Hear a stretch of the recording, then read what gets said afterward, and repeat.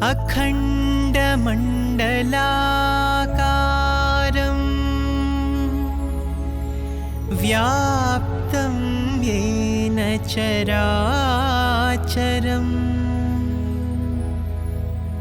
तत्पदं दर्शितं येन तस्मै श्री गुरवे नमः.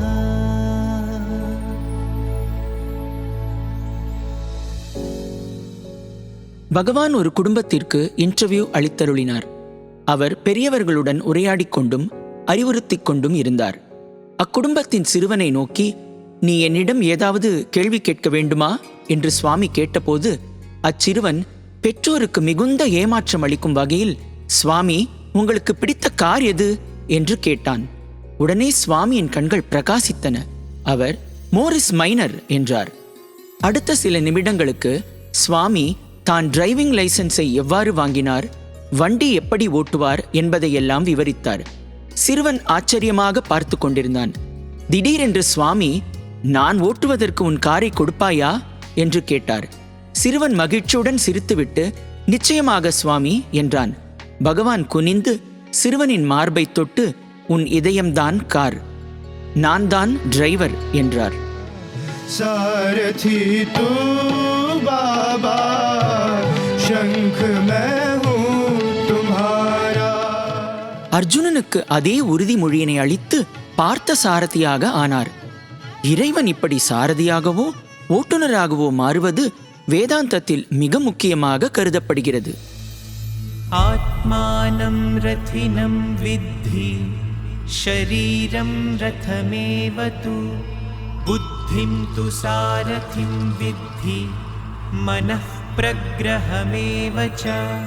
கட்டோபனிஷத்தம் உடலை தேராகவும் புலன்களை குதிரைகளாகவும் புத்தியை சாரதியாகவும் கருதுகிறது. இறைவனே சாரதியாக மாறுவதென்பது அவன் சொற்களே நம் அறிவாக இருந்து வழிநடத்துவதை குறிக்கிறது. இறைவன் குருவின் பாத்திரத்தை ஏற்று வரும்போதுதான் இது நிகழ்கிறது. சந்தேகமே இல்லை. 1958 ஆண்டு அவர் தன் அருட்செய்தியை உலகிற்கு எடுத்து செல்லும் மாதாந்திர இதழை தொடங்கவிருந்த போது அதற்கு சனாதன சாரதி என்று பெயரிட்டார். அவர் ஒரு பத்திரிகைக்கு மட்டும் பெயரிடவில்லை. எல்லா மக்களிடையே சனாதன சாரதியாக தான் இருப்பதை உலகிற்கு அறிவித்து அவர் சாதகர்களுக்கு அறைகூவல் விடுத்தார். இன்று சனாதன சாரதி பொய், அநீதி, துஷ்பிரயோகம் மற்றும் தீமைக்கும் சுயநலத்திற்கும் எதிரான பிரச்சாரத்தை தொடங்குகிறது. இந்த போரில் வேதங்கள், உபநிடதங்கள் மற்றும் சாஸ்திரங்களே படைகள், உலக நலன்தான் குறிக்கோள் என்பவையே அவர் எழுதிய முதல் சில வரிகளாகும்.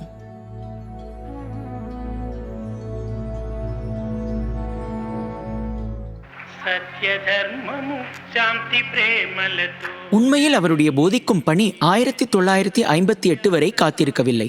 அவர் தன் அவதாரத்தை அறிவிப்பதற்கு முன்பே தொடங்கிவிட்டது. அவருடைய தோழர்கள் அவரை குரு என்றே அன்புடன் அழைத்தனர்.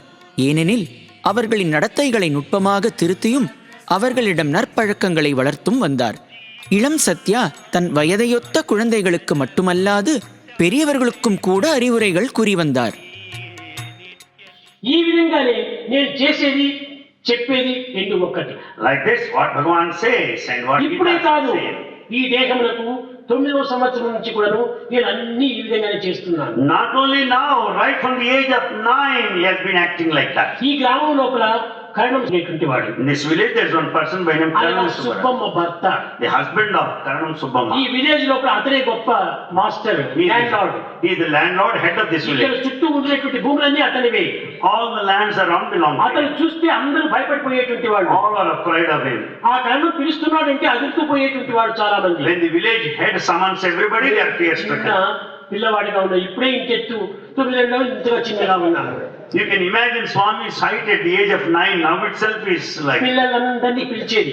He called all boys to come around. అతను చాలా చెడ్డ ప్రవర్తనలో ఉండేటువంటి వాడు. He is one of bad temperament and ఆ behavior. పాటలంతా రాసి ఆ పిల్లలతో పాడుకుంటూ అతను బృందావనం ముందు కూర్చున్నప్పుడు ఆ ముందుగా పాడుకుంటూ పోండి అని చెప్పేవాడిని. And Bhagavan composed a song. He wanted other boys to sing that song and pass by this village head every day. స్వామి ఆ కర్ణం కొడతాడు ఏమో అన్నాడు. They said, Swami, that village head may beat us. బాడీని టచ్ చేయడానికి అతనికి అధికారం లేదు. You have no authority to touch your body. నా పాటతో మీరు నిండిపోతున్నారు. You are full of my. Positive part And this positive part negative కాదు. is not negative. సత్యాన్ని బోధించే సమయంలో ఎవరు మనకు నిందించడానికి లేక బాధించడానికి అధికారం ఉండదు. When you are teaching truth, no one any authority to obstruct you or blame you or criticize you. బాగా పిల్లలు స్ట్రక్చర్ ప్రాక్టీస్ చేసి పాడుకుంటూ పోతున్నారు. స్వామి ఆ పిల్లలకు అర్థం ఏమిటో తెలియదు పాపం. Swami composed that beautiful song and also very good tune and made the boys sing and pass by. They were singing. మొదటి దినము First day, లేచి లోపలికి వెళ్ళిపోయినాడు కర్ణం. he got up and went into the house. రెండవ దినము Second day, అడ్డంగా నిల్చుకొని పిల్లలు పాడుతున్నారు. and the boys stood there in front of the village head, started singing. లోపలికి పోయి మామిడి పండు తీసుకుని వచ్చి పిల్లలకంతా ఇచ్చేసి ఈ పాటలు మీరు పాడొద్దండి అన్నాడు. And he distributed mango fruits and then asked them not to sing మీకు anymore. ఎవరు నేర్పించారు అన్నాడు. Then he asked, who taught you all this? రాజు నేర్పించాడు అన్నాడు. They said, Raju taught us all these songs. రాజు ఈ పనులంతా చేస్తున్నాడా Oh, is Raju doing all అని this? ఒక దినము నన్ను రాజును టిఫిన్కి రామని చెప్పాడు. And one day he asked Raju to come for tiffin. నాకు నీ టిఫిన్ నాకేది అన్నాడు. And Raju said, I don't want your tiffin. ఈ చిన్న పిల్లవాడు ఇంత గట్టిగా మాట్లాడుతున్నాడే అని అతనికి చాలా కోపం కూడా వచ్చింది. And the village head was very furious because such a young boy asked A him like విధంగా that. బుద్ధులు నేర్పేటువంటిది ఆనాటి పరిస్థితికి తగినటువంటి బుద్ధులే నేను నేర్పేటువంటిది. The teaching was appropriate to those times. పాట రాశాను. He composed the song. మిండగత్తెల చెరకు పోకు ఖండితముగా నీవు కడు నీచుడవుతావు మిండగత్తెల చెరకు పోకు. Don't run after bad women. You'll be spoiled, you'll be ruined. కులము వారలు నిన్ను కుండ ముట్టానివరు You'll be outcast. బంధువులు నిన్ను చూసి బయట వెళ్ళగొడతారు. The relations will drive you out. స్నేహితులు నిన్ను చూస్తే చెప్పుతో కొడతారు మిండగత్తెల చెరకు పోకు. The friends will hit you, will beat you with the slippers. ఈ విధంగా చేస్తుంటే చాలా భయపడిపోయేటువంటి పిల్లలు. And the boys were figure-stricken. ఆనాటి పరిస్థితిలో ఇలాంటి పదములే వారికి ఉపయోగపెట్టాలి. These are the words to be used exactly. ఈ విధంగా ఇతరులు చక్కజేసే నిమిత్తము కొన్ని పాటల వల్ల కొన్ని రాతల వల్ల కొన్ని నాటకముల వల్ల ఈ విధంగా జగత్తులో ఆనాటి నుంచి మనను మార్పులు తెప్పిస్తూ వచ్చారు. By composing certain songs and writing certain dramas, he corrected people in those days. பகவான் தன் மூத்த சகோதரர் சேஷமராஜுவுக்கு எழுதிய வரலாற்று சிறப்புமிக்க கடிதத்தில் அவர் ஒரு முக்கியமான அறிவிப்பை செய்கிறார். సన్మార్గమును వీడి చరించువారల పట్టి కాపాడుటే వ్రతము నాకు. தர்ம நெறியிலிருந்து தவறியோரை மீட்டு அவர்களை காத்தருள்வதே என் விரதமாகும்.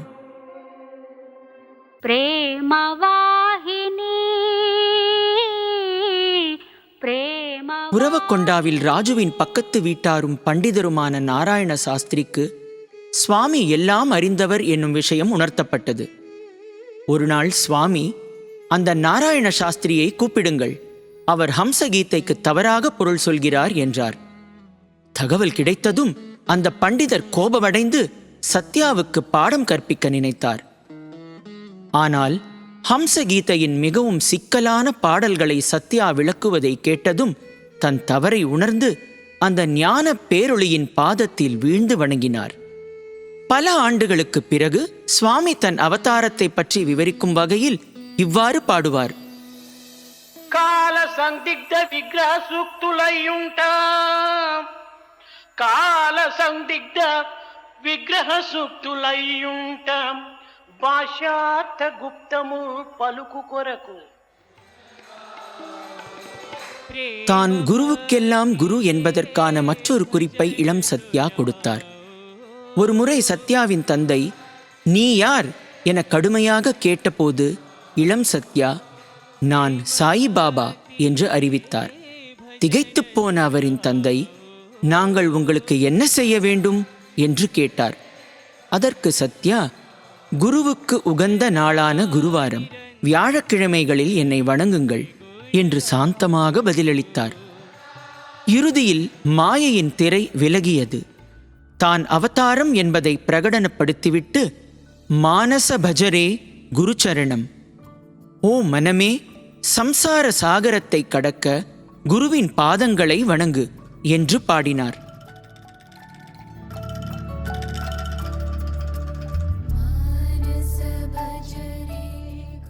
குருவுக்கெல்லாம் குருவாக, முன் வினை இருளை அகற்றுபவராக, எல்லோருள்ளும் உறையும் திவ்யத்துவத்தை விழித்தெழச் செய்பவராக அவதரித்துள்ளார். அவர் எந்த ஒரு குறிப்பிட்ட பிரிவு, மதம், சாதி அல்லது தத்துவத்திற்காகவும் வரவில்லை. அவர் வரலாற்று சிறப்புமிக்க அக்கடிதத்தில் எழுதியது போல், అఖిల మానవులకు ఆనందమునగూర్చి రక్షించుచుండుటే దీక్ష నాకు. அவர் யோகிகள், துறவிகள், சாதகர்கள் போன்றோருக்கு மட்டுமல்லாமல் மனித குலம் முழுவதுக்கும் வந்துள்ளார். ஆனால் அவருடைய அருட்செய்தி ஏதோ ஞானத்தை மேலோட்டமாக தொடுவது போல் அன்று. பேராசிரியர் கஸ்தூரி அழகாக எழுதுவது போல், அவர் தூங்குவோரை எழுப்பவும், அமர்ந்திருப்போரை நிற்க வைக்கவும், நிற்போரை நடக்க வைக்கவும், நடப்போரை இலக்கை அடையச் செய்யவும் வந்துள்ளார். மேலும் அவர் உங்கள் ஒவ்வொருவரிடமும் பேசுகிறார். வாழ்க்கைப் போரில் போராடி வெற்றி பெற தயங்கி, பயந்து, கனத்த இதயத்துடனும் வெறும் கைகளுடனும் நிற்கும் ஒவ்வொரு அர்ஜுனனிடமும் பேசுகிறார்.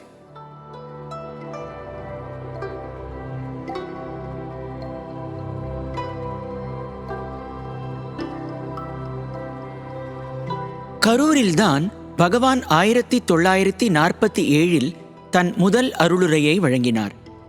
அதற்கு பிறகு மாத இதழான சனாதன சாரதி மூலம் ஆயிரக்கணக்கான கட்டுரைகள் எழுதி வெளியிட்டார். பகவான் எழுதிய நூற்றுக்கணக்கான கட்டுரைகள் பின்னர் ஸ்ரீ சத்யசாயி வாகினிகள் என்னும் புத்தகங்களாக தொகுக்கப்பட்டு அவை ஆன்மீக பொக்கிஷங்களாக திகழ்கின்றன. இந்த அருளுரைகள், கட்டுரைகள் ஒவ்வொன்றும் ஓர் உபனிஷத்தாக, மனித குலம் பெற விழையும் செல்வமாகவும் சகல ஞானத்தின் சாராம்சமாகவும் விளங்குகின்றது. கர்மா, பக்தி, ஞானம், யோகம், தியானம், மீமாம்சம், சாங்கியம், சத்தியம், தர்மம், சாந்தி, பிரேமை, அஹிம்சை, கிறிஸ்தவம், பௌத்தம், இஸ்லாம், நாமஸ்மரணை, கல்வி, சேவை, மனித விழுமியங்கள், வேதம், வேதாந்தம், தேசபக்தி, ராமாயணம், மகாபாரதம், பகவத்கீதை என அவர் தொடாத தலைப்புகளே இல்லை எனலாம். இத்தலைப்புகள் ஒவ்வொன்றும் நவீன சமுதாயத்தின் தேவைகளை கருத்தில் கொண்டு வழங்கப்பட்டன. இவ்வாறு அவர் உபதேசத்தின் மூலம் தெளிவுபடுத்தும், அறிவுறுத்தும் குருவின் பாத்திரத்தை ஏற்றார். அவர் போதிப்பதற்கு எதுவுமே, அனைத்துமே ஒரு கருவியாக மாறிவிடும். ఇక్కడ శబ్దం వచ్చింది. Here you listen to the sound. Current ఉండినప్పుడే బల్బులన్నీ వెలుగుతూ ఉన్నాయి. When there is current, the light bulbs burn. ఇది దైవ హృదయ పుష్పము. God is the real flower. పూర్తి విప్పి ఇదంతా చూసి, ఓ ఇది కర్చీఫ్ అంటాం. ఇది నిజమైన awareness. Only when we fully open it and then say it is kerchief, then it is కానీ kerchief. ఇప్పుడు ఇందులో ఉన్నటువంటి జలమునకు ఆకారం లేదు. Water in the tumbler has no form. కానీ ఈ జలమును ధరించినటువంటి ఒక టంబ్లర్కు స్వరూపం ఉన్నది. But the container here, tumbler, has a form. Sri Ramana மகரிஷியின் சீடரான சுவாமி அமிர்தானந்தா சந்நியாச தீட்சை பெற்று 5 தசாப்தங்களுக்கு பிறகு தன் 85வது பழுத்த வயதில் சுவாமியிடம் வந்தார். அவர் இமயமலையில் பல ஆண்டுகள் சாஸ்திரங்களை படித்தும் கடும் துறவரம் மேற்கொண்டும் வந்தார். பகவான் அவருக்கு பல இன்டர்வியூக்கள் கொடுத்தருளிய போது சுவாமி அமிர்தானந்தா ஏராளமான ஆன்மீக கேள்விகளை கேட்டார். ஒவ்வொரு இன்டர்வியூக்கு பிறகும் மிகுந்த திருப்தியுடன் இந்த சந்நியாசி புன்னகையுடன், அற்புதம், இதுவரை பாபாவை போல் அத்வைத்த தத்துவத்தை விளக்கிச் சொன்னோர் வேறு எவருமே இல்லை.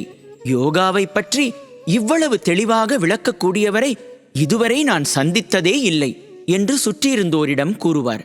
பேரானந்தத்துடன், இப்பேற்பட்ட குருவுக்காகத்தான் நான் இமயமலை முழுவதும் 32 ஆண்டுகளாக பயணம் செய்தேன். இப்போது கடைசியாக என் முயற்சியில் வென்றுவிட்டேன் என்று சொன்னார்.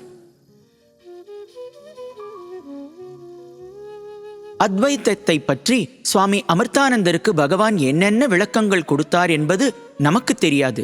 ஆனால் சுவாமி அந்த ஆழமான உண்மைகளை சிறு குழந்தைகளுக்கு கூட போதிக்க தயங்கியதில்லை. சுவாமி ஒரு நாள் தொடக்கப்பள்ளி வகுப்பிற்குள் நுழைந்து 2 சாக்பீஸ்களை எடுத்தார். ஒன்று நீலம், மற்றொன்று இளஞ்சிவப்பு. கரும்பலகையில் நீல சாக்பீஸால் ஒரு வட்டத்தை வரைந்து இது பரமாத்மா என்றார். அதன் பக்கத்தில் இன்னொரு வட்டத்தை இளஞ்சிவப்பு நிறத்தில் வரைந்து இது ஜீவாத்மா, இது துவைத்த தத்துவம் என்றார். பின்னர் அவர் மற்றொரு நீல நிற வட்டத்தை வரைந்து அதன் உள்ளே ஒரு இளஞ்சிவப்பு நிற வட்டத்தை வரைந்து இது விசிஷ்டாத்வைத்தம் என்றார். மீண்டும் ஒருமுறை நீல நிற வட்டத்தை வரைந்தார். இப்போது நீல நிற வட்டத்தின் மேலேயே இளஞ்சிவப்பு நிற வட்டத்தை வரைந்து இது அத்வைத்தம் என்றார்.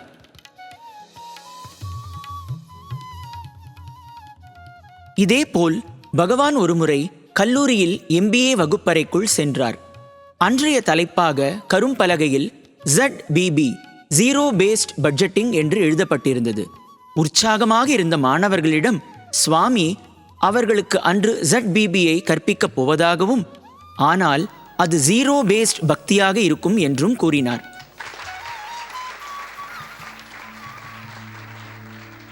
పీటర్ డ్రుక్కర్ అనేటువంటి వాడు ఈ బిజినెస్ మేనేజ్మెంట్ విషయం లోపల பாரம்பரிய பட்ஜெட் முந்தைய ஆண்டின் வரவு செலவினங்களை சார்ந்திருக்கும். ஆனால் இந்த ஜீரோ அடிப்படையிலான பட்ஜெட் ஜீரோவிலிருந்து தொடங்கும். இம்முறையை சுவாமி முதலில் விளக்கினார். அதே போன்று நாமும் ஜீரோ அடிப்படையிலான பக்தியை கடைபிடிக்க வேண்டும் என்றார். உங்கள் நாளை தொடங்கும் போது சுவாமி முன் நின்று நேற்று நான் செய்தவை அனைத்தையும் உங்கள் பாதத்தில் சமர்ப்பிக்கிறேன். மேலும் என் தீய எண்ணங்கள், தீய உணர்வுகள், தோல்விகள் ஆகியவற்றையும் நான் சமர்ப்பிக்கிறேன் என்று பிரார்த்தனை செய்யுங்கள். நீங்கள் அவ்வாறு செய்தால் நான் அவற்றை கவனித்துக் கொள்கிறேன். உங்கள் மனதில் இருப்பவை அனைத்தையும் என் பாதத்தில் கொட்டிவிட்டு அதனை ஜீரோவாக்கி விடுங்கள். காலியாக இருக்கும் உங்கள் மனதை பக்தியால் நிரப்புவேன் என்று சுவாமி விளக்கினார்.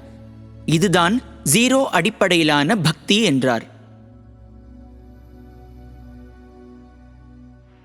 அவர் குருவாக பாத்திரமேற்று இளையோர், முதியோர், ஆடவர், பெண்டிர் என மனித குலம் முழுவதுக்கும் புரியும் வகையில் அறிவுறுத்த வந்தார்.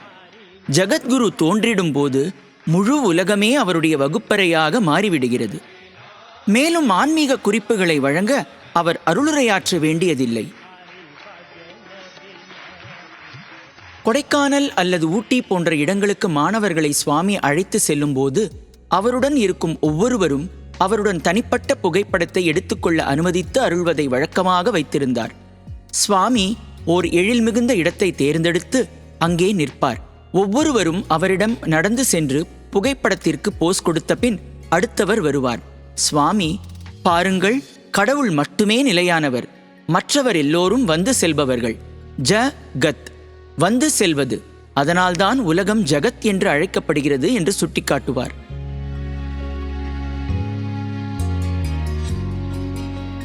மாணவர்களுடன் பேருந்தில் பயணிக்கும் போது சுவாமி தன் கார் காலியாக முன்னே செல்வதை சுட்டிக்காட்டி, அதோ பாருங்கள், அந்த காரில் சுவாமி இருக்கிறார் என்று எண்ணி மக்கள் மலர் தூவி வணங்குகின்றனர்.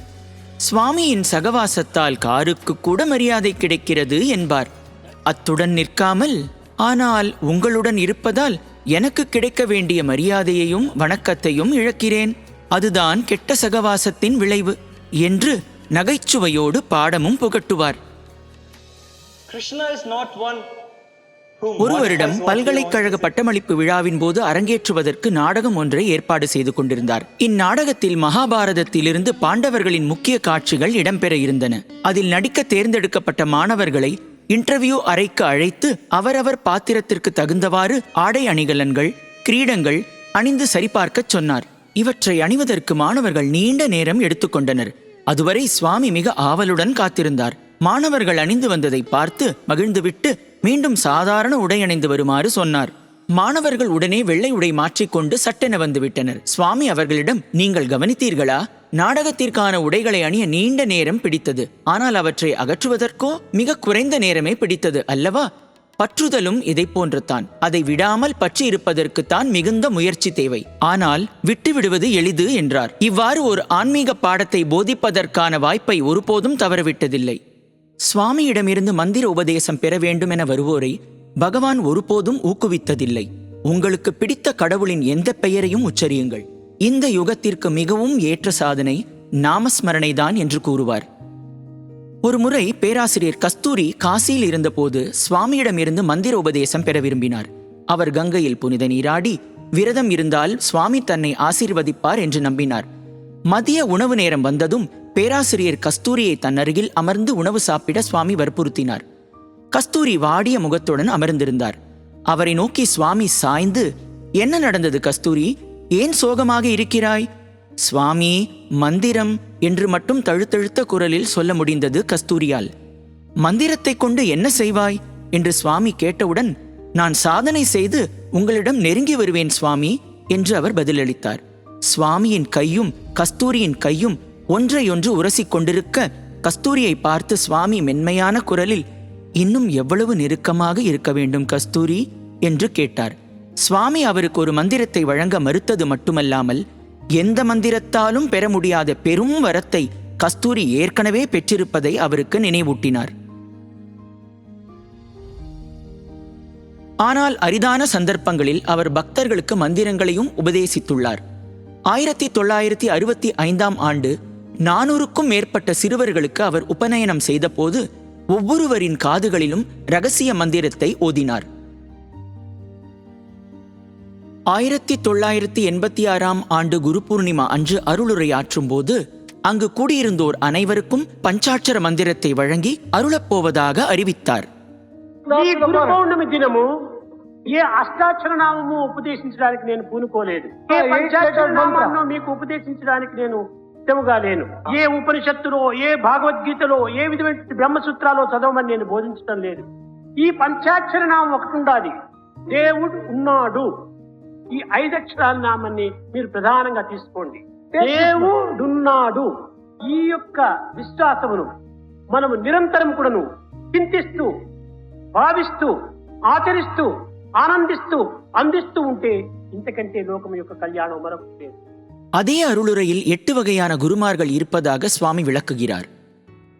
போதகுரு சாஸ்திரங்களை போதிக்கிறார். வேதகுரு வேதங்களின் உட்பொருளை கற்பிக்கிறார். நிஷித்த குரு உரிமைகள் மற்றும் கடமைகள் பற்றிய அறிவை வழங்குகிறார். காமியகுரு ஒருவரை புண்ணிய செயல்களில் ஈடுபட வைக்கிறார். வாச்சக குரு யோக ஞானத்தை வழங்கி சீடரை ஆன்மீக வாழ்க்கைக்கு தயார்படுத்துகிறார். சூச்சக குரு பல்வேறு வகையான ஒழுக்கங்கள் மூலம் புலன்களை எவ்வாறு கட்டுப்படுத்த வேண்டும் என்பதை கற்பிக்கிறார். காரண குரு ஜீவன் மற்றும் ஆத்மாவின் ஒற்றுமையை வெளிப்படுத்துகிறார். விஹித குரு அனைத்து சந்தேகங்களையும் நீக்கி மனதை தூய்மைப்படுத்தி ஆத்ம உணர்வை அடைவதெப்படி என்பதை காட்டுகிறார். இந்த அம்சங்கள் அனைத்துமே தன்னகத்தே கொண்டுள்ள பகவானே நம் குருவாக இருப்பது எவ்வளவு பெரிய பாக்கியம்! அருளுரைகள், இன்டர்வியூக்கள், புத்தகங்கள் மட்டுமே அவருடைய போதனை வழிமுறைகள் அல்ல. பல ஆண்டுகளாக பகவான் பல கடிதங்களை எழுதி அதன் மூலம் தன் உபதேசத்தை வழங்கியுள்ளார். மேலும் அவை ஒவ்வொன்றும் வரவிருக்கும் 1000 ஆண்டுகளுக்கு போற்றி பாதுகாக்கப்பட வேண்டிய விலைமதிப்பற்ற ரத்தினமாகும். இந்த முக்கியமான கடிதத்தில் நம் தெய்வீக இயல்பை பற்றியும் அதை அடைவதற்கான பாதை பக்தியே என்றும் அவர் எழுதுகிறார். நீங்கள் உடல், மனம் அல்லது ஆன்மாவாக இருப்பது ஒரு கனவு. ஆனால் உண்மையில் நீங்கள் சத் சித் ஆனந்தம். இந்த பிரபஞ்சத்தின் கடவுள் நீங்களே. எல்லையற்ற உலகளாவிய தனித்துவத்தை பெற இழிவான சிறிய சிறையாகிய தனித்துவத்தை விட்டு வெளியேற வேண்டும். பக்தி என்பது அழுவதோ எதிர்மறை நிலையோ அன்று. அது நாம் பார்க்கும் அனைத்தையும் காண்பதாகும். சுவாமி இவற்றை போன்ற நூற்றுக்கணக்கான கடிதங்களை பக்தர்களுக்கும் மாணவர்களுக்கும் ஆங்கிலத்திலும் தெலுங்கிலும் சில நேரங்களில் தமிழிலும் கன்னடத்திலும் எழுதியுள்ளார். பல மொழிகளில் மொழிபெயர்க்கப்பட்ட அவருடைய போதனைகள் மூலம் லட்சக்கணக்கான மக்கள் தெளிவு பெறுகின்றனர். அவற்றில் அவர்களுக்கான ஒரு தனிப்பட்ட ஆன்மீக வழிகாட்டி இருப்பதை அவர்கள் உணர்கின்றனர். ஆனால் சுவாமி போதிப்பவை எல்லாம் அருட்சொற்களின் வாயிலாக மட்டுமே அல்ல. நானே நடன குரு, நானே நடராஜன், நீங்கள் அனைவரும் என் மாணாக்கர், நடனத்தின் ஒவ்வொரு அடியையும் உங்களுக்கு கற்பிப்பதன் வேதனையை நான் மட்டுமே அறிவேன் என்று சொல்கிறார் பகவான். ஓர் ஆன்மீக குரு வரலாறு, கணிதம், வேதியியல் போன்ற பாடங்களின் ஆசிரியர் போல வகுப்பறையில் கற்பித்துவிட்டு வெளியேறக்கூடாது. மாணவர்கள் என்ன செய்ய வேண்டுமோ அதை செய்து காண்பிக்கும் ஓர் உடற்பயிற்சி ஆசிரியரைப் போல இருக்க வேண்டும் என்று கூறுவார்.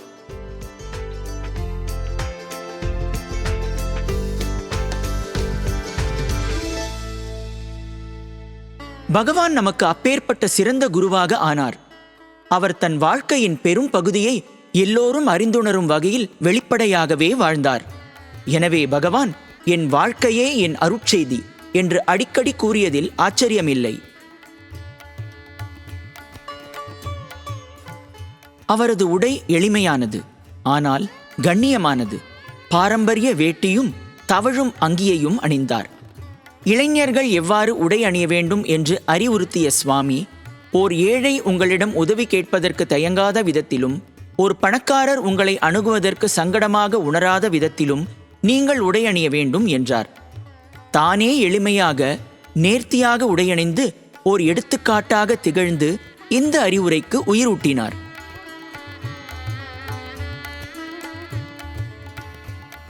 எப்போதும் சமநிலை என்பது முக்கியமானது. ஒருவர் தேகம் அன்று என்றாலும் சுவாமி தன் திருமேனியை கவனித்துக் கொண்டதிலும் உடை அணிவதிலும் இருந்த சமநிலையையும் விளக்கி, தேகத்தை கடமைகளை செய்வதற்கான கருவியாக எவ்வாறு பேணப்பட வேண்டும், ஷரீர மாத்தியம் கலு தர்ம சாதனம் என்பதையும் போதிக்கிறார். உடல் தோற்றத்தில் அதிக ஆர்வம் கொள்ளக்கூடாது என்றாலும் அதை நேர்த்தியாக வைத்திருப்பது சமூகத்திற்கு மரியாதை செலுத்தும் ஒரு வழியாகும். மேலும் உண்மையான பண்பாடு மற்றவர்களிடம் காட்டும் அக்கறையிலும் மரியாதையிலும் தான் ஒளிர்கிறது என்பதை அவர் கற்பிக்கிறார். உதாரணமாக, பக்தர்கள் சுவாமியின் கரங்களை பிடித்து கொள்ளும் போதோ பாதங்களை தொடும்போதோ அவர்களுக்கு காயம் ஏற்படாமல் இருக்க அவர் தன் நகங்களை எப்போதும் நேர்த்தியாக ஒட்ட வெட்டி இருப்பதை உறுதி செய்கிறார். அவரை சூழ்ந்திருக்கும் இளைஞர்கள் ஒழுக்கமான வாழ்க்கைக்கான ஒரு வாழும் உதாரணத்தை வேறெங்கும் தேட வேண்டிய அவசியமே இல்லை.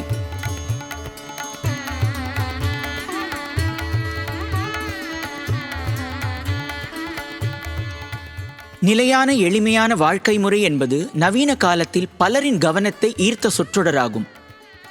உண்மையில் சுவாமிதான் இதனை செம்மையாக நடைமுறைப்படுத்தியவர். பஜன் மந்திரையும் பிரம்மாண்டமான சாய் குல்வந்த் மண்டபத்தையும் பார்த்து ஒருவர் மலைத்து போகக்கூடும். ஆயினும் அவர் வசித்த அறையோ மிக சிறியதாகவும் மிக எளிமையான வசதிகளை கொண்டதாகவும் இருந்தது. ஆனால் அவரது வாழ்க்கை முறையோ கடிகாரத்தை ஒத்த துல்லியத்துடன் மிளிர்ந்தது.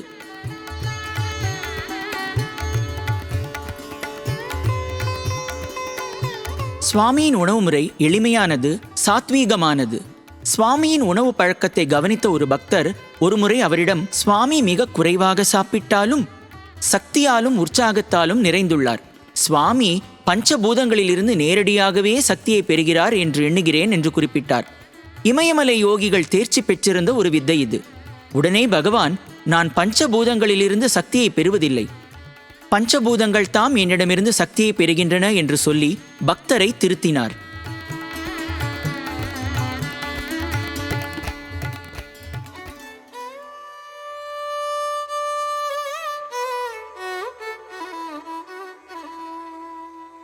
ஒரு நாள் சுவாமி தரிசனத்திற்காக வெளியே வந்தபோது அவருடைய கண் சிவந்திருந்தது.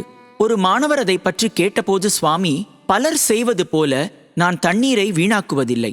மக்கள் வாஷ் பேசினில் குழாயை திறந்து வைத்துக்கொண்டு முகம் கழுவுகிறார்கள். சோப்பு முற்றிலுமாக போகும் வரை தண்ணீர் ஓடிக்கொண்டே இருக்கும்.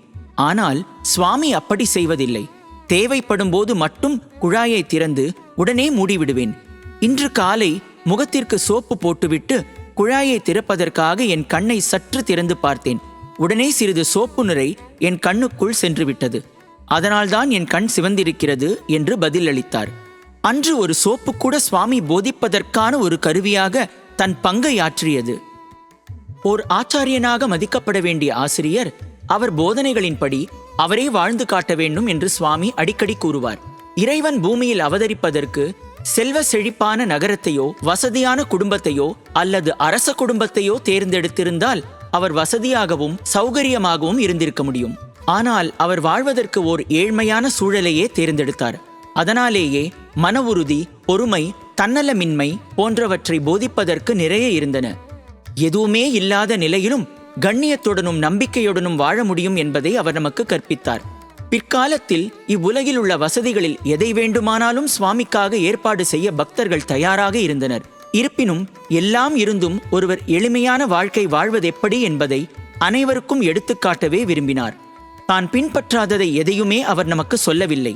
அதனால்தான் அவருடைய திவ்யமான வாழ்க்கையை வெறுமனே கவனிப்பதோ அதை பற்றி சிந்திப்பதோ கூட நம் வாழ்க்கையை தூய்மைப்படுத்தவும் புனிதப்படுத்தவும் முடியும்.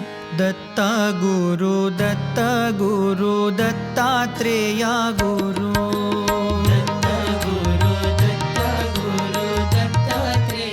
ஒருமுறை சுவாமி மும்மூர்த்திகளின் அவதாரமான தத்தாத்ரேயரின் தத்துவத்தை பற்றி விவரிக்கத் தொடங்கினார். அவர் தன் சீடர்களை எவ்வாறு கடும் சோதனைகளுக்கு உட்படுத்திய பின்னரே அவர்களை ஆசீர்வதித்து அருள்வார் என்பதை சொல்லிவிட்டு, நான் Dattatreyan, test is my taste என்று சுவாமி அறிவித்தார். பல ஆண்டுகளுக்கு முன் சுவாமி ஊட்டிக்கு பயணம் செய்தார். அப்போது போலராய்ட் கேமராவினால் சுவாமியை போட்டோ எடுத்தனர். போட்டோவில் காவி நிற அங்கி அணிந்த சுவாமியின் உருவம் இல்லை. மாறாக இளம் பசுவின் மீது முழங்கை வைத்து சாய்ந்தவாறு நின்றிருந்த மும்முகம் கொண்ட தத்தாத்திரேயரின் உருவம் இருந்தது. அதை சுட்டிக்காட்டி, இதுதான் என் உண்மையான வடிவம் என்றார்.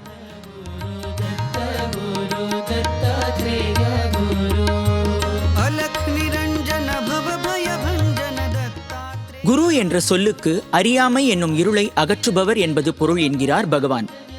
மேலும் குரு என்பவர் வாழ்க்கையின் குறி என்னும் இலக்கை காட்டுபவர்.